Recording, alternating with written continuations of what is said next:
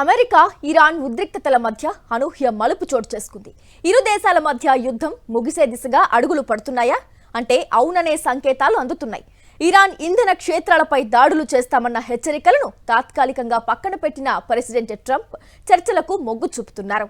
America పంపిన కొన్ని కీలక అంశాలను తాము సమీక్షిస్తున్నామని ఇరాన్ విదేశాంగ శాఖ స్వయంగా వెల్లడించింది. దీనికి సంబంధించిన పూర్తి వివరాలు సాక్షి స్పెషల్ రిపోర్ట్లో. అగ్రరాజ్యం అమెరికా ఇరాన్ మధ్య చర్చల ఊహాగానాలు ఇప్పుడు నిజమవుతున్నాయి. మధ్యవర్తుల ద్వారా అమెరికా పంపిన ప్రతిపాదనలు తమకు అందాయని, ప్రస్తుతం వాటిని క్షుణ్ణంగా పరిశీలిస్తున్నామని ఇరాన్ విదేశాంగ శాఖ ఉన్నతాధికారి మీడియాకు వెల్లడించారు. ఇరు దేశాల మధ్య ప్రత్యక్ష చర్చలు మొదలయ్యేందుకు ఇదొక ప్రాథమిక అడుగు అనుభవిస్తున్నారు. అయితే చర్చలు ఇంకా అధికారికంగా ప్రారంభం కాలేదని ఇరాన్ స్పష్టం చేసింది.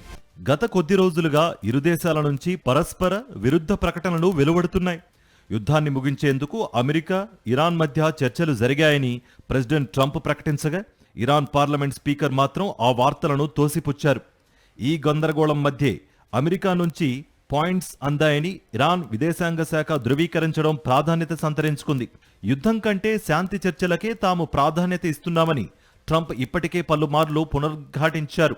ముఖ్యంగా ఇరాన్ ఆయిల్ మరియు గ్యాస్ కేంద్రాలపై దాడులు చేస్తామన్న గడువును ట్రంప్ వాయిదా వేయడం చర్చల ప్రక్రియకు బలాన్నిస్తోంది. ఇరుపక్షాలు ఒక ఒప్పందానికి వస్తే పశ్చిమాసియాలో ఉద్రిక్తతలు తగ్గుముఖం పట్టే అవకాశం ఉంది.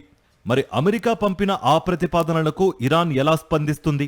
రాబోయే రోజుల్లో ప్రత్యక్ష చర్చలు జరుగుతాయా లేదా అన్నది ఇప్పుడు అంతర్జాతీయ స్థాయిలో ఆసక్తి రేపుతోంది.